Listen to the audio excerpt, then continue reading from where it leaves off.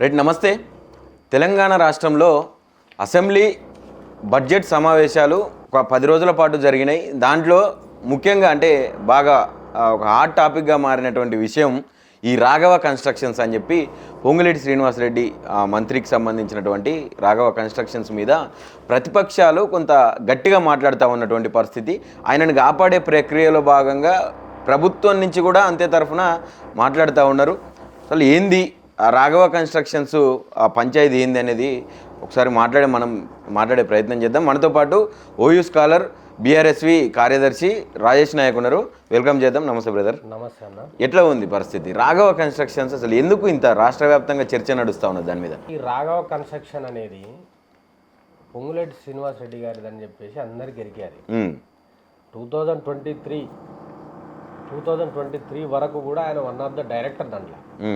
అది అఫీషియల్గా ఆయన ఒప్పుకున్నదే. మీలాగనే ఓపెన్ హార్ట్ విత్ ఆర్కేతోటి కూర్చున్నప్పుడు నేను 30 సంవత్సరాలు కష్టపడి నిర్మించుకున్న నా యొక్క సామ్రాజ్యమే రాఘవ కన్స్ట్రక్షన్ అని చెప్పేసి ఆయన మాట్లాడిన వీడియోస్ ఉన్నాయి. అలాంటి పొంగులేటి శ్రీనివాసరెడ్డి మొన్నటికి మొన్న అసెంబ్లీలో మా బీఆర్ఎస్ పార్టీకి సంబంధించిన నాయకులు మా ఎమ్మెల్యేలు అడిగితే రాఘవ కన్స్ట్రక్షన్కి నాకు సంబంధం లేదని అంటాడు. అవును, నాకు సంబంధం లేదని అంటాడు. పోనీ రాఘవ కన్స్ట్రక్షన్కి నాకు సంబంధం లేకపోతే అక్కడ ఉన్నటువంటి ఎమ్మెల్యేలు అందులో ఉన్నటువంటి కాంగ్రెస్ ఎమ్మెల్యేలు అంత ఇరుసుకపడి మా బీఆర్ఎస్ పార్టీ నాయకుల మీదకి ఇరుసుకపడుతున్నారు. అసలు ఈ రాఘవ కన్స్ట్రక్షన్కి సంబంధించిన దుకాణం ఏడ స్టార్ట్ అయింది అనేది మనము దాని యొక్క హిస్టరీలోకి పోతే శంషాబాద్ మండలం కొత్వాల్గూడ గ్రామంలో వచ్చేసి సర్వే నెంబర్ 55, 60, 60, 65, 70, 72 ఈ సర్వే నెంబర్లలో మొత్తము ఈ సర్వే నెంబర్లలో ల్యాండ్ వచ్చేసి 300 ఎకర్స్ ల్యాండ్ ఉంటుంది ఆడ. అది గవర్నమెంట్కి సంబంధించిన ల్యాండ్. ఆ ల్యాండ్ని 1978 అంటే ఉమ్మడి ఆంధ్రప్రదేశ్ కాంగ్రెస్ గవర్నమెంట్ 1978లో ఏం చేస్తుంది గవర్నమెంట్ అని అంటే ఆ యొక్క విలేజ్ ఏదైతే ఉన్నదో కొత్వాల్గూడ ఆ వటినాగులపల్లి ఏరియాలో ఉన్నటువంటి విలేజర్స్కి వ్యవసాయం చేసుకొని దీన్ని ఏదైనా సాగు చేసుకోరని చెప్పేసి 200 ఎకరాలను వాళ్ళకి కేటాయిస్తారు. 100 ఎకరాలు అట్లే ఉంటుంది, 200 ఎకరాలను వాళ్ళకి కేటాయిస్తారు.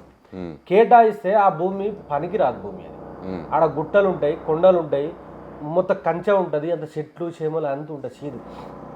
కాబట్టి వాళ్ళు రైతులకి కేటాయిస్తే వాళ్ళు రైతులు ఏం చేయరు, దాన్ని వ్యవసాయం చేయరు, అట్లే ఉంటుంది. దాని తర్వాత వైఎస్ రాజశేఖర రెడ్డి గవర్నమెంట్ ఉమ్మడి ఆంధ్రప్రదేశ్లో 2008లో ఆ యొక్క భూమిని చూసి పిఓటి చట్టం ప్రకారం లోబడి ఆ రిటర్న్ తీసుకుంటాడు ఆ భూమిని. మళ్ళా 2008లో గవర్నమెంట్ ఆ యొక్క రైతుల దగ్గర నుంచి వెళ్ళి ఎవరైతే ఆ గ్రామం వాసులకు ఇచ్చారు కదా 200 ఎకర్స్ ల్యాండ్ను రిటర్న్ తీసుకొని గవర్నమెంట్ దగ్గర పెట్టుకుంటాడు. ఆ రిటర్న్ తీసుకున్న భూమిని దిల్ అనే కంపెనీ ఉంటుంది, ఒకటి కన్స్ట్రక్షన్ కంపెనీ ఏదో కంపెనీ ఉంటుంది. అది ఆ కంపెనీకి సంబంధించి దానికి లీజుకి ఇస్తారు వాళ్ళు 300 ఎకర్స్. ఆ ల్యాండ్ ఎందుకు లీజుకి ఇస్తారు అని అంటే అప్పుడు మనకు ఎయిర్పోర్ట్ ఉన్నది, ఆడ శంషాబాద్ ఎయిర్పోర్ట్ ఉంటుంది పక్కకు. ఆ ఏరియాలో మేము హోటల్స్ కడతాము, పెద్ద పెద్ద రిసార్ట్స్ కడతాము, మాల్స్ కడతాము, దీన్ని డెవలప్ చేస్తాము, రెవెన్యూ జనరేట్ చేస్తామని చెప్పేసి ఆ దిల్ కంపెనీ తీసుకుంటుంది. పూర్వపరాలు మొత్తం ఆ దిల్ కంపెనీ గురించి సెర్చ్ చేస్తే దాని మీద విపరీతమైన కేసులు ఉండడము, అదేవిధంగా అది పూర్తిగా డిఫరెంట్ టైప్ ఆఫ్ కంపెనీ అని తేలడంతో అది మళ్ళీ రిటర్న్ తీసుకొని వీళ్ళ దగ్గర గవర్నమెంట్ దగ్గరనే ఉంటుంది. ఆ ల్యాండ్ గవర్నమెంట్ దగ్గరనే ఉంటుంది. ఆ తర్వాత 2014లో కేసీఆర్ గారు వచ్చిన తర్వాత కూడా గవర్నమెంట్ ల్యాండ్ ప్రకారమే ఉంటుంది. మళ్ళీ ఏం పుట్టిందో ఏమో వీళ్ళకు, కాంగ్రెస్ గవర్నమెంట్ రాగానే భూభారతి చట్టం తీసుకురాగానే ఇమీడియట్లీ వాళ్ళు ఏం చేస్తారు అని అంటే లీజుకు తీసుకునే ప్రయత్నం చేస్తారు. ఎవరి పేరు మీద లీజుకు తీసుకుంటారు వీళ్ళు? ఆ ల్యాండ్ని రాఘవ కన్స్ట్రక్షన్ పేరు మీదనే తీసుకుంటారు వీళ్ళు. వాళ్ళు యాక్చువల్గా దాన్ని ఏం చేస్తారంటే 33 సంవత్సరాలకు లీజుకు తీసుకుంటారు వాళ్ళు. 33 సంవత్సరాలకు 33 సంవత్సరాలకు లీజుకి ఎందుకు తీసుకుంటారంటే ఆ 33 సంవత్సరాల వరకు అక్కడ ఉన్న సహజ వనరులు ఏదైతే ఉన్నాయో మొత్తం కొల్లగొట్టాలి, దాని వ్యవస్థను మొత్తం నాశనం చేయాలి, ఉన్న భూమిని వీళ్ళు దక్కించుకోవాలనే ఉద్దేశంలో వీళ్ళు పొంగులేటి శ్రీనివాసరెడ్డి రెవెన్యూ శాఖ మంత్రి కాబట్టి ఆ కుట్రలో భాగంగానే వీళ్ళు లీజుకు తీసుకుంటారు. వీళ్ళు సరే లీజుకు తీసుకున్న తర్వాత వీళ్ళు దాంట్లో ఏం రన్ చేస్తారు? వీళ్ళు రాఘవ కన్స్ట్రక్షన్కి సంబంధించిన క్రషర్ రన్ చేస్తారు వీళ్ళు. క్రషర్, ఆ క్రషర్కి ఇప్పుడు ఒక క్రషర్ ఉండాలంటే అన్న, ఒక క్రషర్ మనం రన్ చేయాలంటే మనం దాని నుంచి రన్ చేయాలంటే దానికి కావాల్సిన అనుమతులు ఏంటి అని అంటే మినరల్ డీలర్కి సంబంధించిన లైసెన్స్ కావాలి. మళ్ళీ మనము ఆ యొక్క ఫర్మ్ ఏదైతే ఉన్నదో ఆ కంపెనీ ఏదైతే ఉన్నదో దాని పేరు మీద 50,000 రూపాయలకు సంబంధించిన చలానా కట్టాలి. అదేవిధంగా ఇండస్ట్రియల్ డిపార్ట్మెంట్ అది అండర్ కమ్స్ ఇండస్ట్రియల్ డిపార్ట్మెంట్ కాబట్టి ఆ యొక్క ఇండస్ట్రియల్ డిపార్ట్మెంట్ మన మినిస్ట్రీ నుంచి మనకు పర్మిషన్స్ ఇవ్వాలి. అదేవిధంగా తెలంగాణ పొల్యూషన్ బోర్డ్ అని ఉంటుంది ఒకటి, దాని నుంచి కూడా మనకు పర్మిషన్స్ ఉండాలి. అదేవిధంగా సిఎఫ్ఈ అని ఉంటుంది, కాన్సెంట్ ఫర్ ఎస్టాబ్లిష్మెంట్ అనేది, వాళ్ళు కూడా సర్టిఫికెట్ ఇవ్వాలి. సిఎఫ్ఓ అని ఉంటుంది, కాన్సెంట్ ఫర్ ఆపరేషన్ అని సర్టిఫికెట్ ఇవ్వాలి. మళ్ళా వీళ్ళకు ఎంట్రీ ఎట్లా పోతున్నాము, ఎగ్జిట్ ఎటు నుంచి వస్తున్నాము, ఎంట్రీ ఒకటే దారి ఉండద్దు, ఎంట్రీ ఎగ్జిట్ ఒకటే దారి ఉండద్దు, రెండు ఎంట్రీ ఎట్లా పోతాం మళ్ళీ ఎగ్జిట్ ఎట్లా వస్తావు, మళ్ళీ నువ్వు అక్కడ క్రషర్లో ఎంత క్రష్ చేస్తున్నావు అంటే రాళ్ళు ఎంత చేస్తున్నావు, కంకర ఎంత చేస్తున్నావు అనేది ఆ మొత్తానికి సంబంధించిన ఇన్ఫర్మేషన్ ఆ సంబంధిత ఆ యొక్క ఏరియాలో జ్యూరిస్డిక్షన్ కిందకి వచ్చే మెజిస్ట్రేట్కి ఇవ్వాలి వీళ్ళు. నేను ఇప్పుడు ఏదైతే చెప్పినో ఇదంతా దుకాణం ఒక్కటి కూడా లేదు వాళ్ళ దగ్గర. అంటే మీకు ఎట్లా తెలుసు? ఎవ్రీథింగ్ మా బీఆర్ఎస్ పార్టీకి సంబంధించిన వాళ్ళు హరీష్ రావు గారు ఇన్ఫర్మేషన్ యాక్ట్ ఉంటుంది కదా, ఇన్ఫర్మేషన్ యాక్ట్ ద్వారా ఇన్ఫర్మేషన్ అడిగి తీసుకున్న రిపోర్ట్స్ ఇవి, అడిగి తీసుకున్న రిపోర్ట్స్ కాబట్టే దీన్ని మేము విత్ డాక్యుమెంట్సే కదా అసెంబ్లీలో సబ్మిట్ చేసింది హరీష్ రావు గారు. ఇప్పుడు ఆయన టార్గెట్ చేసి పొంగులేటి శ్రీనివాసరెడ్డిని టార్గెట్ చేసి ప్రతిపక్షం అంతా వ్యవహరిస్తూ ఉన్నదని చెప్పి వాళ్ళ మంత్రులు మాట్లాడుతూ ఉన్నారు. ఏం సమాధానం? టార్గెట్ కాదు, ఇదంతా లెక్కలు కదా. ఇప్పుడు నేనేం చెప్పినా మీకు అవును, ఎవ్రీథింగ్ సర్టిఫికెట్స్ ఉన్నాయా? లేవు కదా. లేకపోతేనే కదా నీకు ఇండస్ట్రియల్ డిపార్ట్మెంట్ కి సంబంధించిన వాళ్ళు నోటీస్ సర్వ్ చేసిల్లు, ఎన్విరాన్మెంట్ డిపార్ట్మెంట్ సంబంధించిన వాళ్ళు సోకాజ్ నోటీస్ ఇచ్చిల్లు, అదే విధంగా పొల్యూషన్ బోర్డు వాళ్ళు కూడా నీకు నోటీసులు ఇచ్చారు కదా. At the same time electricity department వాళ్ళు కూడా నీకు నోటీసులు ఇచ్చారు కదా. వీళ్ళు గమ్మత్ ఏంది అని అంటే ఎలక్ట్రిసిటీ మనం ప్రొవైడ్ చేసింది అనుకో స్టేట్ గవర్నమెంట్, అప్పుడు ఏం చేయాలి వాళ్ళు ఎన్ని సర్టిఫికెట్లు చూపించాల్సి వస్తుందని ఎలక్ట్రిసిటీ పెట్టుకోకుండా డీజిల్ కు సంబంధించిన వాటి జనరేటర్లు పెట్టి ఆ యొక్క కంకర మిషన్లను నడిపిస్తూ ఉన్నారు వాళ్ళు. ఫస్ట్ ఇయర్ వీళ్ళు ఎటువంటి ఏం తీసుకోలేదు, అందులో సోకాట్ నోట్లు ఇస్తే 10,000 రూపాయలు మీరు చలానా కట్టాలి, మీరు దానికి సంబంధించి జరిమానా కట్టాలి అని అంటే 10,000 కట్టలే. మళ్ళీ సెకండ్ ఇయర్లో కూడా కట్టకపోతే యాక్చువల్గా ఆ యాక్ట్లో ఏముంటుంది అని అంటే 25,000 రూపాయలు కట్టాలి. At the same time 1 year jail శిక్ష ఉంటుంది, కఠిన కారాగార శిక్ష 1 year. కానీ ఏది లేకుండా వీళ్ళు ఇచ్చినటువంటి సోకాజ్ నోటీసులను వీళ్ళు ఇచ్చినటువంటి నోటీసులను తుంగలో తొక్కి ఇవాళ ఏం మాట్లాడుతున్నారు ఈ గాడిదినా కొడుకులు, ఏం మాట్లాడుతున్నారు? ఆ వివేక్ అనేటోడు వారికి సోయున్నదా? ఇలా పొంగులేటి శ్రీనివాసరెడ్డిని రక్షించే ప్రయత్నం చేస్తున్నారు. వాడు భక్షకుడు, సహజ వనరులను దోచుకుంటాడు, 300 ఎకరాలకు సంబంధించిన భూమిని దోచుకుంటా అంటారు నాయన అని చెప్పేసి స్వయాన మాకు సంబంధించిన నాయకులు డిప్యూటీ ఫ్లోర్ లీడర్ వచ్చేసి హరీష్ రావు గారు, కేటీఆర్ గారు అక్కడ నిలబడి అడిగితే ఏం చేసిరన్న వీళ్ళు సస్పెండ్ చేస్తారు అసెంబ్లీ నుంచి. అసెంబ్లీ చూస్తారు ఒకటేసారి 24 మందిని సస్పెండ్ చేయడం, స్పీకర్ కావచ్చు, స్పీకర్ అవలంబించిన విధి విధానాలు కావచ్చు, అక్కడ ముఖ్యమంత్రి గారు మాట్లాడినటువంటి మాటలు కావచ్చు, ఎట్లా చూస్తారు? ఇప్పుడు ఒకటి మీకు గుర్తుపెట్టుకోండి అన్న, స్పీకర్ గారికైనా సోయి ఉండాలి, 24 మందిని ఎట్లా సస్పెండ్ చేస్తావు భయ నువ్వు? మా పార్టీ ఎమ్మెల్యేలు ఎంతమంది? నువ్వే ఇచ్చినావు కదా సర్టిఫికెట్, ఎంతమంది? నీ కాంగ్రెస్ పార్టీలో జాయిన్ అయ్యారు కదా మా వాళ్ళు 10 మంది, వాళ్ళు కూడా బీఆర్ఎస్ లో ఉన్నారని చెప్పేసి సర్టిఫై చేసిండు కదా, మరి వాళ్ళని ఎందుకు చేయవు నువ్వు? 24 మంది బయటికి పోతారు, వాళ్ళు 10 మంది లోపల కూర్చొని జల్సాలు ఆడతారు, కాంగ్రెస్ వాళ్ళు మాట్లాడతారు, చప్పట్లు కొడతారు. మరి ఇవన్నీ స్పీకర్ గారికి కనబడతలేవా? దానం నాగేంద్ర కూడా బీఆర్ఎస్ లో ఉన్నాడని చెప్పిండు కదా, కడియం శ్రీహరి కూడా బీఆర్ఎస్ లో ఉన్నాడని. ఇప్పుడు అదే కడియం శ్రీహరి వైపు, అదే కడియం శ్రీహరికి మద్దతుగా మొత్తం ఫ్లోర్ మాట్లాడిండ్రు కాంగ్రెస్ మంత్రులు, ఎమ్మెల్యేలు అందరూ కూడా. ఎట్లా చూస్తారు దాన్ని? ఎట్లా చూస్తారన్నా అంటే దొంగకే వీళ్ళు సర్దిగట్టినట్టున్నది కథ. కడియం శ్రీహరి అనేటోడే దొంగ లుచ్చ, ఆయనకే సర్దిగట్టినట్టున్నది. ఇవాళ సీనియర్ లీడర్ ని ఇట్లా మాట్లాడడం సరికాదు అని చెప్పి మాట్లాడుతా ఉన్నా. ఏం మాట్లాడారు? ఎవరేం మాట్లాడారు? అరే బాబు నువ్వు ఏ పార్టీలో ఉన్నావు, నీ యొక్క స్థానం ఎక్కడ? జనరల్ గా ప్రతిపక్షం వాళ్ళు లెఫ్ట్ కూర్చున్నాడు, మరి నువ్వేంద్ర బాబు రైట్ లో కూర్చున్నావు అని చెప్పేసి నీకు కాంగ్రెస్ అని కాదు కదా బీఆర్ఎస్ అని చెప్పేసి ఆ స్పీకర్ గారు ఇచ్చినప్పుడు నువ్వు మాకెళ్ళి రావాలి కదా అని చెప్పేసి అడిగే ధర్మం కాదా? 100% మా బీఫామ్ మీద గెలవలేదా? మా కేసీఆర్ గారి తోటి గెలవలేదా? కారు గుర్తు మీద గెలవలేదా? సిగ్గు శరం ఏమైనా ఉన్నా అది వాళ్ళకు నెత్తురు ఉండాలి కదా. సావుదాల కచ్చిళ్ళు 70 సంవత్సరాల దగ్గరకు వచ్చారు, ఇంకే సాధిస్తాం. ఇప్పుడు అదే కడియం శ్రీహరి మీ ప్రభుత్వం వల్ల ఉన్నాయన ఇప్పుడు మీ బీఫామ్ మీదనే గెలిచినటువంటి వ్యక్తి ఇప్పుడు ఆయనే క్వశ్చన్ చేస్తా ఉన్నాడు ధరణి పేరుతోటి 100 ఎకరాలు దోచుకున్నారు మీరు అని చెప్పి. ఈ దొంగకి ఏమైనా తెలిసిందా? ఈ దొంగకి కడియం శ్రీహరి అనే దొంగకి దాదాపుగా 10-15 లక్షల మంది ఉన్న సభల నిలబడి తెలంగాణ రాష్ట్ర బాహుబలి కేసీఆర్ అని చెప్పేసి మాట్లాడిండు. తెలంగాణ రాష్ట్ర బాహుబలి కేసీఆర్ అని చెప్పేసి మాట్లాడిండు. అప్పుడు నీకు ధరణి గుర్తు రాలేదా? ఇవాళ రేవంత్ రెడ్డిని మసాజ్ చేసే కార్యక్రమం ఇదంతా. అంటే ఈ మాటలు శ్రీహరి గారి నుంచి వస్తలేవా? 100కు 10 వాడే మాట్లాడతాడు కదా, శ్రీహరి అనేటోడే మాట్లాడుతుండే. ఇలా కనీసం ఈ సిగ్గు శరం ఏమైనా ఉన్నదా? ఇదే అసెంబ్లీలో మేము ఓడిపోయిన తర్వాత జరిగిన అసెంబ్లీ సెషన్లో బీఆర్ఎస్ పార్టీ తరఫున మాట్లాడింది. ఇవాళ హైదరాబాద్ అనే నగరము బ్రాండ్ ఇమేజ్ రావడానికి, హైదరాబాద్ విశ్వ ప్రఖ్యాతి గాంచడానికి, హైదరాబాద్లో నగరంగా మారడానికి కారణం KTR. I'm thanks to KTR అని చెప్పేసి మాట్లాడింది. నేను అవన్నీ ఎవ్రీథింగ్ రికార్డ్స్ లో ఉన్నాయి, మీ ఛానళ్లలో ఉన్నాయి, వీడియోస్ ఫుటేజ్లలో ఉన్నాయి. మరి అప్పుడేమో వాళ్ళు నీకు దేవుళ్ళు, ఇవాళేమో వాళ్ళు రాక్షసులు. ఎవర్రా అబ్బాయి నువ్వు? ఏడికెళ్ళి ఊడిపడ్డావు. కేసీఆర్ గారు భిక్ష పెడితే వరంగల్ ఎంపీ అయిండు, ఆ తర్వాత వరంగల్ ఎంపీ నుంచి డిప్యూటీ సీఎం చేసిండు, ఆ తర్వాత మళ్ళీ ఎమ్మెల్సీ చేసిండు, విద్యాశాఖ మంత్రి చేసిండు, ఆ తర్వాత మొన్న మా సిట్టింగ్ ఎమ్మెల్యే అయినటువంటి రాజయ్యను పక్కకు పెట్టి పాపం ఈయన ఎమ్మెల్యే గెలిపిస్తే ఈ దొంగ నా కొడుకు ఏం మాట్లాడుతున్నాను ఇలా ఇలా ఇట్లా మాట్లాడితే మళ్ళీ దుకాణం పట్టుకొచ్చిల్లు హేట్ స్పీచ్ అని చెప్పి. ఇప్పుడు అక్కడికే వద్దాం. హేట్ స్పీచ్ అని చెప్తా ఉన్నారు. ఆ బిల్లు ప్రవేశపెట్టినారు. ఏది మాట్లాడినా ప్రభుత్వానికి వ్యతిరేకంగా కావచ్చు, అసత్యాలు మాట్లాడితే వాళ్ళని ఖచ్చితంగా శిక్షిస్తారు అని చెప్పి మాట్లాడుతూ ఉన్నారు. శిక్ష తప్పదంటారు. మీరేమో ఇష్టం వచ్చినట్టు మాట్లాడతారు. ఎవరు మాట్లాడారు అన్న? నా తెలంగాణ రాష్ట్ర ముఖ్యమంత్రి రేవంత్ రెడ్డి అనేటోడు కూడా నిన్న హేట్ స్పీచ్ కి సంబంధించిన బిల్లు అసెంబ్లీలో పెట్టి ఇవాళ పోయి కేరళలో చౌకీదార్ చోర్ మోడీ అని అన్నాడు. మరి ఎవడే మాట్లాడింది చెప్పు, నాకు చెప్పును.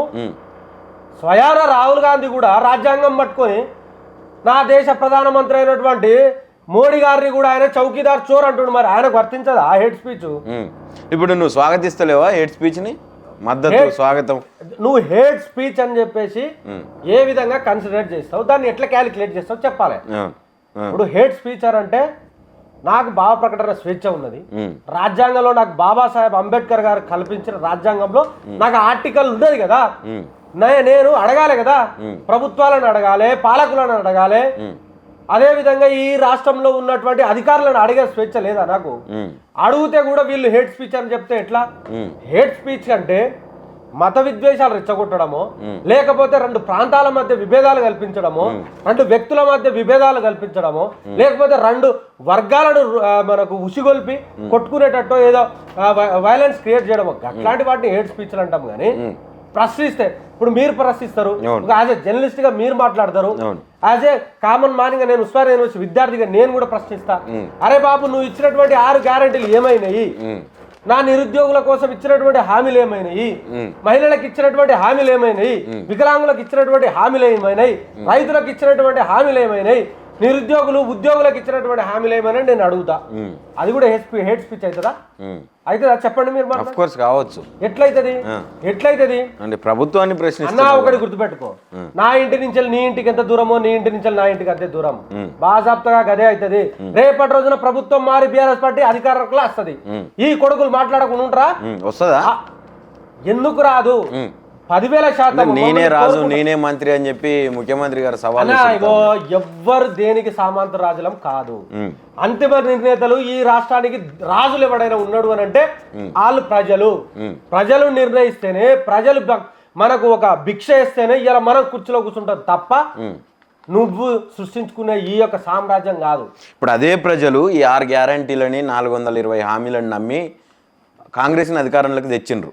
ఇప్పుడు ముఖ్యంగా నిరుద్యోగులు రీసెంట్గా నిన్న చూసినాం, మేము కూడా పోయినాం. అక్కడ ఎట్లా ఉన్నదంటే పరిస్థితి, టీ స్టాల్ పెట్టుకుంటున్నారు.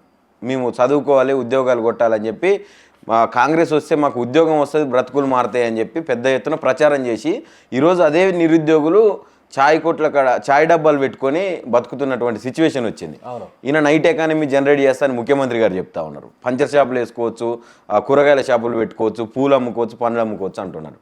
ఎట్లా అనిపిస్తూ ఉండదు అన్న ఒకటి గుర్తుపెట్టుకోండి, ఇవాళ తెలంగాణ రాష్ట్రంలో కాంగ్రెస్ ప్రభుత్వం రావడానికి, ఈ రేవంత్ రెడ్డి అనేటోడు గద్దెనెక్కడానికి, బట్టి విక్రమార్కనేమో డిప్యూటీ సీఎం కావడానికి, వాడు పొంగులేటి శ్రీనివాస్ రెడ్డి మంత్రి కావడానికి, వీళ్ళున్నటువంటి కొండా సురేఖ, అదే కోమటిరెడ్డి వెంకటరెడ్డి, పొన్నం ప్రభాకర్, ఇంకెవడెవడో ఉన్నాడు, వీళ్ళందరూ మంత్రులు కావడానికి కారకులు ఒకరే ఒకరు, వాళ్ళు నిరుద్యోగులు. అవును 100%. 30 లక్షల మంది నిరుద్యోగులు ఇవాళ ఊరు ఊరు వాడ తిరిగి రైతుల కాళ్ళు మొక్కి, మహిళల కాళ్ళు మొక్కి, ముసలిళ్ళ కాళ్ళు మొక్కి వాళ్ళు మార్పు అంటున్నారు. ఒక్కసారి మీరు అవకాశం ఇవ్వండి, మా బతుకులు మారుతాయి, మా భవిష్యత్తు మారుతాయి, మాకు ఉద్యోగాలు వస్తాయి, నాకు ఉద్యోగం వస్తాయి, నాకు కుటుంబం మారుతుంది అని చెప్పేసి వాళ్ళు అహర్నిశలు కృషి చేసి పాదయాత్ర రూపంలో, బస్సు యాత్ర రూపంలో ఎక్కడ పడితే అక్కడ వాళ్ళు మీటింగ్లు పెట్టుకొని ఇవాళ వీళ్ళని ఎక్కిస్తే ఏం చేస్తారన్నా, వంగబెట్టి తంతా ఉన్నారు, వంగబెట్టి మమ్మల్ని తంతా ఉన్నారు. మూసి ప్రక్షాళనకు నిరుద్యోగ సమస్యకు ఏంది సంబంధము నాకు చెప్పండి మీరు. మూసి ప్రక్షాళనకు నిరుద్యోగ ఇష్యూకి ఏం సంబంధం? గాంధీ గారి విగ్రహం పెట్టడానికి 5,000 కోట్లు ఉంటాయి కానీ 100 ఉద్యోగాలు ఇస్తే 100 కుటుంబాలు బాగుపడతాయిరా బాబు అని అంటే కనీసం జాలి లేదు మీకు. ఇప్పుడు ఇంకా 2 సంవత్సరాలున్నర ఉన్నది పరిపాలన. ఫ్యూచర్ సిటీ కడితే ఎవరికి లాభం? నా నిరుద్యోగి ఏం లాభం? ఇవాళ నువ్వు ఉద్యోగాలు ఇస్తా అంటేనే కదా మేము ఓట్లు వేసినాం. అదే చెప్తున్నా, ఇప్పుడు ఇంకా 2.5 సంవత్సరాలు ఉన్నది పరిపాలన. ఆ తర్వాత ఆయన 70,000 ఉద్యోగాలు ఇప్పటికీ భర్తీ చేసినాం. ఇంకా రానున్న రోజులలో కూడా అతి త్వరలో మేము ఉద్యోగ నోటిఫికేషన్లు విడుదల చేయబోతున్నాం అని చెప్పి వార్తలు వస్తూ ఉన్నాయి. ప్రభుత్వం నుంచి మాట్లాడుతూ ఉన్నారు. ఏం చెప్తారు అండి? సవాల్ చేస్తున్నారు, 70,000లో ఒక్క తల తగ్గినా కూడా నా తల నరుక్కుంటా అని చెప్పి రేవంత్ రెడ్డి సవాల్. ఇదే విషయము అశోక్ నగర్ చౌరస్తాకో, చిక్కడపల్లి లైబ్రరీకో, దిల్సుఖ్ నగర్ ఏరియాకో పోయి చెప్తే చెప్పులు మీద పడతాయి, ఊంచుతారు. నా నిరుద్యోగ సోదరులు ఊంచుతారు మీద. హరీష్ రావు గారు అసెంబ్లీ సాక్షిగా అడిగిన క్వశ్చన్, అసలు మీరు ఎన్ని ఉద్యోగాలు ఇచ్చిరని చెప్పేసి అడిగితే ఇదే శ్రీధర్ బాబు గారు అదేవిధంగా మిగతా ఏదో మంత్రులు ఇచ్చిన ఆన్సర్ ఏందన్నా, 16,000 ఉద్యోగాలు ఇచ్చినామని చెప్పారు మొన్న అసెంబ్లీలో. మొన్న మనం 70,000 ఎట్లా చెప్తావు? 70,000 ఎట్లా చెప్తావు? సిగ్గు శరం ఏమైనా ఉన్నదా? నోరా అది ఏందది? ఎట్ట పడితే అట్లా మాట్లాడతామా మనము? మనిషి పుట్టిగా కదా పుట్టింది. 1,00,000 కూడా అన్నారు మంత్రులు మళ్ళీ నిన్న. ఇష్టం వచ్చినట్టు అరాసు పాట పాడిరంటేనో ఒకడు 80,000 అంటాడు, ఒక 70,000 అంటాడు, ఒక 1,00,000 అంటాడు, ఇంకోటి 90,000 అంటాడు. ఇదే శ్రీధర్ బాబు ఈ మేనిఫెస్టోకు రూపకర్త, దాని మీద సంతకం పెట్టిండు. అవును, సంతకం పెట్టి మీకు నిరుద్యోగులకు ఒక నిరుద్యోగ కార్డు ఇస్తాం మేము, దాని దగ్గర పెట్టుకోర్రి, 5 లక్షల రూపాయలకు సంబంధించిన విద్యా భరోసా కార్డు ఇస్తాము, మీకు ఎప్పుడు పడితే అప్పుడు గీక్కోడి పైసలు అని అన్నారు. కానీ మాకేం చేస్తుర్రు కానీ ఇవాళ మాకు గుండు కొడుతుర్రు. ఇలా వాళ్ళు గుండు గిక్తా ఉర్రు మమ్మల్ని. వీళ్ళకు చెప్తా వినండి, మీకు ప్రతి మంత్రి, ఈ ముఖ్యమంత్రి, ఈ కాంగ్రెస్ నాయకులు 2 చేతులతోటి దోచుకోవడం సరిపోక 4తోటి కూడా నాక్కుంటారు పైసలు. మీరు అబ్జర్వ్ చేసిల్లా? తెలంగాణ అసెంబ్లీలో ఒక ఇప్పప్పు సార మీద జరిగిన ఈ డిస్కషన్ నా నిరుద్యోగ సోదరులకు సంబంధించిన 30 లక్షల మంది నిరుద్యోగులకు సంబంధించిన 2 లక్షల ఉద్యోగాల మీద జరగలేదే? నిరుద్యోగ వృత్తి మీద జరగలేదే? అమ్మాయిలకు ఇస్తాను స్కూటీల మీద జరగలేదే? వాళ్ళు ఇస్తాను జాబ్ క్యాలెండర్ మీద జరగలేదే? సిగ్గు శరం ఏమైనా ఉన్నదా వీళ్ళకు? చెప్పండి, ఏ విధంగా రేపు వచ్చి ఓట్లు అడుగుతారన్నా వీళ్ళు? నాకు చెప్పండి. మీరు అబ్జర్వ్ చేసేది కదా, ఏందన్నా టకీలా సారా గురించి డిస్కషన్ జరుగుతా అది రాష్ట్రంలో. నా నిరుద్యోగ సోదరులకు ఇంత పెద్ద అవమానమా? కనీసం అంటే వీళ్ళకు పైసలు రావాలి, రెవెన్యూ కావాలి, దోచుకోవాలి, కమిషన్లు చూసుకోవాలి, కానీ మమ్మల్ని గద్దెనెక్కించినటువంటి నిరుద్యోగుల గురించి ఆలోచించాం మేము. ఇంత దౌర్భాగ్య పరిస్థితిలో ఉన్నదా తెలంగాణ రాష్ట్రం? శ్రీధర్ బాబు ఏమంటుండంటే, ఇప్పుడు ప్రెసెంట్ అంటే లాస్ట్ జరిగిన అసెంబ్లీలో చెప్పిండు కదా, సర్కార్ కొలువులు అందరికీ సాధ్యం కావని చెప్పి మాట్లాడుతూ ఉన్నాడు. అవును, ఆయనే మేనిఫెస్టోలో పెట్టి సంతకం కూడా పెట్టి ఇప్పుడు కార్డులు కూడా ఇచ్చిండు. అవును, ఆయనే పెట్టిండు. ఎట్లా చూస్తారన్న? ఏమనిపిస్తామంటే రేపు ఆయన ఏ విధంగా అసెంబ్లీకి పోతాడో మేము కూడా చూస్తాం కదా. ఆయన ఉద్యోగాన్ని ఊడగొడతాం కదా, 10,000% ఇవాళ సర్కార్ కొలువులు సాధ్యం కాదు, ప్రైవేట్ కొలువులు ఆ రోజు తెలవలేదా నీకు? ఆ రోజు తెలియలేదా? పోనీ ప్రైవేట్ ఉద్యోగాలు ఎన్ని కల్పన చేసినావు నీ ఐటీ శాఖలా? నీకు సంబంధించిన ఇండస్ట్రియల్ దుకాణంలో ఎంత ఏ విధంగా నువ్వు ఏం చేసినావు? నువ్వు ఉన్న ఉద్యోగాలు పీక్కొని అమరావతికి పోతాంటే సప్పట్లు కొట్టుకుంటూ కూర్చుంటారు వీళ్ళు. ఇక్కడ ఉన్నటువంటి ఐటీ ఇండస్ట్రియల్కి సంబంధించిన ఉద్యోగాలు, ఇక్కడ ఉన్నటువంటి పైసలు అన్ని పక్క రాష్ట్రము అమరావతి, వైజాగ్కి, విజయవాడకి తరలిపోతా ఉంటే వీళ్ళు అప్పలిచ్చి చూస్తూ ఉన్నారు తప్ప ఏం చేసిండు, ఎవడు ఆపిండు? అప్పుడు బీఆర్ఎస్ పార్టీ గవర్నమెంట్లో ఉన్నప్పుడు ఐటీకి సంబంధించిన బెంగళూరు తోటి తలదన్నే విధంగా ఒకనొక సందర్భంలో బెంగళూరును కూడా దాటినాం మనం ఉద్యోగ కల్పనలను. వీళ్ళు ఇవాళ ఏం చేస్తున్నారన్నా బీహార్ తోటి పొట్లాడుతున్నాం మనం, బీహార్ తోటి పొట్లాడుతున్నాం. ఎంత సిగ్గుమాల చర్య అంటే సిగ్గు శరం ఉండాలి ఈ గార్దన కూడా. న్యూయార్క్ అంటే మనది పక్క రాష్ట్రాలతోటి కాదు మన పోటీ, న్యూయార్క్ తోటి టోక్యో తోటి పోటీ పడదామని రేవంత్ రెడ్డి అంటుండు కదా. ఈ ఆయన మనకు తెలుస్తూనే ఉన్నది కానీ ఆయన దేనితో పోటీ పడతాడు అనేది, ఆయన దేనితో పోటీ పడతాడనేది తెలుస్తూనే ఉన్నది. మీకు ఒకటి చెప్తానన్నా, ఒకసారేమో హైదరాబాద్ నగరం చుట్టేమో 3 సముద్రాలు ఉన్నాయి అంటాడు. తర్వాత మొన్ననేమో తెలంగాణ రాష్ట్రానికి సముద్ర తీరం లేదంట, మొత్తం ఎంటైర్ భారతదేశంలో ఒక్క తెలంగాణకే సముద్ర తీరం లేదని అంటాడు. అరే బాబు, ఛత్తీస్గఢ్ కూడా లేదురా నాయన, మధ్యప్రదేశ్కు లేదురా బాబు, ఆడ పైన హర్యానా, పంజాబ్, ఢిల్లీ, జమ్మూ కాశ్మీరు, ఇటు పోతే ఈశాన్య రాష్ట్రాలకు దేనికి కూడా సరిహద్దు మనకు సముద్రాలు లేవు. ఏం మాట్లాడతావు? బాక్రానంగల్ ప్రాజెక్టు మన దగ్గర ఉన్నది అంటాడు. ఉన్నదా అన్న? బాక్రానంగల్ ఉన్నదా మన దగ్గర? నల్లమల్ల అడవులలో పుట్టిన నేను, నల్లమల్ల అడవుల పుల్లతోటి ఆడుకున్నా అన్నాడు. నల్లమల్ల ఏ జిల్లాలో ఉన్నదని అడుగుతాడు ఈయన. మీరు చూసిల్లు అంతా. బనకచర్ల ప్రాజెక్టు ఏ జిల్లాలో ఉన్నదని అడుగుతాడన్న. దాశరథి గారు పుట్టింది నిజామాబాద్లో అని చెప్పేసి మాట్లాడిన దౌర్భాగ్యపు విద్యాశాఖ మంత్రి ఎవడైనా ఉన్నాడు అని అంటే రేవంత్ రెడ్డి. ఎక్కడ పుట్టిండు అన్న దాశరథి? నా ఉమ్మడి వరంగల్ జిల్లా, ఇప్పుడు మహబూబాద్ జిల్లా చిన్నగూడూరులో పుట్టిండు. అది కూడా తెలియదా? అది కూడా తెలియదా మీకు? తెలంగాణ ఇక భారతదేశానికి వరల్డ్ కప్ తీసుకొచ్చిండు అజారుద్దీన్ అని మాట్లాడిండు. తీసుకొచ్చిండు ఆ వరల్డ్ కప్ తీసుకొచ్చిండు కపిల్ దేవ్. ఆ యొక్క టీంలో కూడా లేడినే, కనీసం ఎక్స్ట్రా ప్లేయర్గా కూడా లేడు. అలాంటి వాడు ఎంత ఎట్లా నీచమైన మాట్లాడతారంటే ఘోరం అసలు. రెడీగా మొన్న బడ్జెట్ చూసిండ్రు, ఎట్లా అనిపించింది అసలు ఆ బడ్జెట్ కేటాయింపులు? అన్న బడ్జెట్ ఎంత ఉత్తదే, అంకెల గారడి తప్ప దాంట్లో ఏం లేదు. గ్రౌండ్లకు వచ్చేది లేదు, దానికి సచ్చేది లేదు. వ్యవస్థ అంతా గ్రౌండ్ వాళ్ళంతా అంకెల వరకే పెట్టేది తప్ప ఏది కూడా లేదు.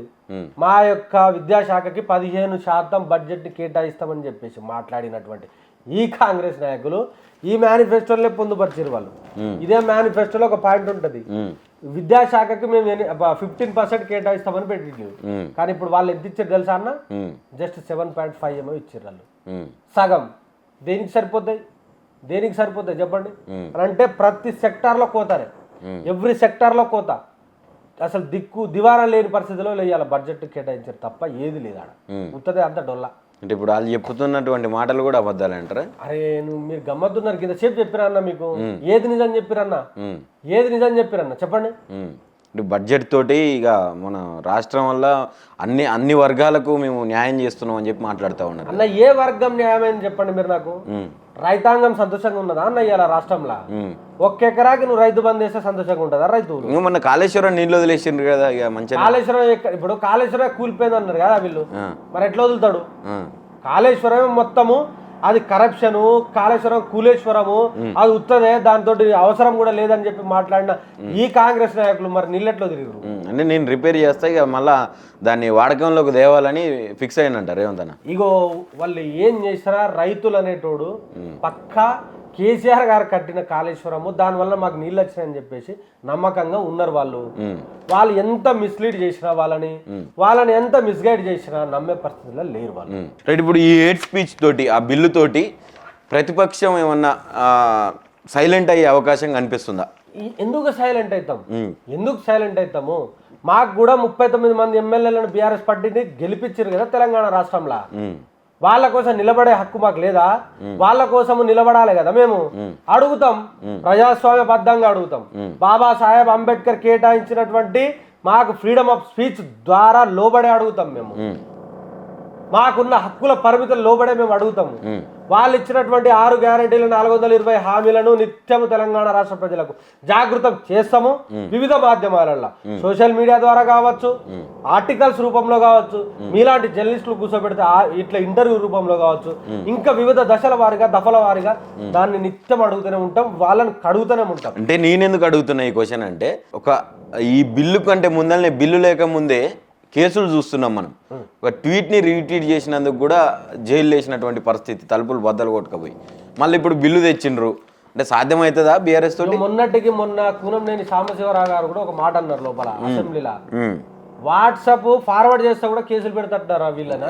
అవును, ఎంతమందిని పెడతావు తెలంగాణ రాష్ట్రంలో, ఎంతమందిని పెడతావు? 1-2 గుర్తుపెట్టుకోండి మీరు. ఇదే రేవంత్ రెడ్డి తీసుకురాక ముందే, ఈ యొక్క చట్టం తీసుకురాక ముందే మా ఉస్మానియా యూనివర్సిటీలో ప్రొఫెసర్ కాసిం గారు, ప్రొఫెసర్ కుమార్ గారు వాళ్ళు ఒక రెజల్యూషన్ తీసుకొచ్చిల్లు, వాళ్ళు ఒక జీవో తీసుకొచ్చిల్లు. వాళ్ళు ఏమని, ఇక్కడ ఎలాంటి మీటింగ్లు పెట్టద్దు, ఆర్ట్స్ కాలేజ్ ముందు ధర్నాలు చేయొద్దు, రాస్తారోకోలు చేయొద్దు, కనీసం నినాదాలు ఇయ్యద్దు, క్లాస్ లో ఉన్న పిల్లల దగ్గరికి పోయి నువ్వు కూడా మాట్లాడద్దు వాళ్ళతో అని తీసుకొచ్చిల్లు. సాధ్యమైందా ఆడా?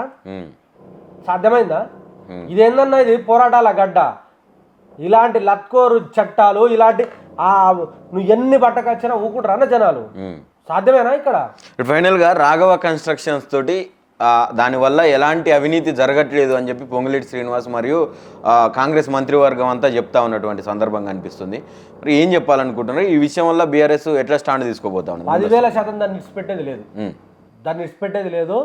వాళ్ళు కూడా అన్నారు, రాఘవ పొంగులేటి శ్రీనివాస్ రెడ్డిని బతికించడం కోసము హరీష్ రావు గారు బామ్మర్ది ఉన్నాడు, హరీష్ రావు గారు వాళ్ళ మామ ఉన్నాడు, కేటీఆర్ గారికి సంబంధించిన వాళ్ళు మొత్తం మైనింగ్ చేసిల్లని చెప్పేసి మాట్లాడారు. మా వాళ్ళు మొగోళ్ళు, బీఆర్ఎస్ పార్టీ ఎమ్మెల్యేలు మొగోళ్ళు, హరీష్ రావు కేటీఆర్ గారు వాళ్ళు మొగోళ్ళు, ధీరులు. వాళ్ళు బయటకు వచ్చి చెప్పారు కదా, నీకు దమ్ముంటే నా మీద విచారణ చెయ్యి, పొంగులేటి శ్రీనివాస్ రెడ్డి మీద కూడా విచారణ చెయ్యి. బాధ్యులు ఎవరైతే ఉంటారో వాళ్ళని శిక్షించాల్సిందే, మనం ప్రజాక్షేత్రంలో నిలబెట్టాల్సిందే. ఎందుకంటే ఇదంతా మన సంపద, తెలంగాణ రాష్ట్ర సంపద. ఈ దోచుకునే దొంగలను వాళ్ళ యొక్క భర్తం పట్టాల్సిన అవసరం మనకు ఉన్నదని చెప్పేసి వాళ్ళు మాట్లాడారు. మరి వేయాలి కదా దాని మీద విచారణ కమిటీ. చూద్దాం, వేయకపోయినా కూడా అన్ని ఎవిడెన్సెస్ తోటి కోర్టుల మీద నమ్మకాలు ఉన్నాయి, చట్టాల మీద గౌరవం ఉన్నది. ఏ రకంగా పోవాలో ఆ రకంగా పోతాం, అట్లా ఇడిచిపెట్టేది లేదు. ఏం చెప్పాలనుకుంటున్నారు ప్రజలకు? ఇక ప్రజలకు ఏం చెప్తామన్నా, ఎలాగో 2.5 సంవత్సరాలు ఇబ్బంది పడ్డాం, కష్టపడ్డాం, ఇలా బతుకుతా ఉన్నాము. ఇంకో 2 years వెయిట్ చేద్దాం, కేసీఆర్ గారిని తీసుకొచ్చుకుందాం. మనకి ఇచ్చేటువంటి మనకు గతంలో వచ్చిన దానికంటే మంచిగా మెరుగ్గా తెలంగాణ రాష్ట్రాన్ని బాగుపరుచుకుందాము. ఓపికతోటి ఉందాం. ఎక్కడ పడితే అక్కడ ఈ కాంగ్రెస్ నాయకులు వస్తే వాళ్ళను మనం నిలదీద్దాం, అడుగుదాం, ప్రశ్నిద్దాం. ఇచ్చినటువంటి 6 గ్యారెంటీలు 420 హామీల మీద నిత్యం వారిని జాగృతం చేస్తూనే ఉండాలి మనం అని చెప్పేసి నేను నా యొక్క అప్పీల్ చేస్తా ఉన్నాను. Okay, right. Thank you brother. Thank you so much.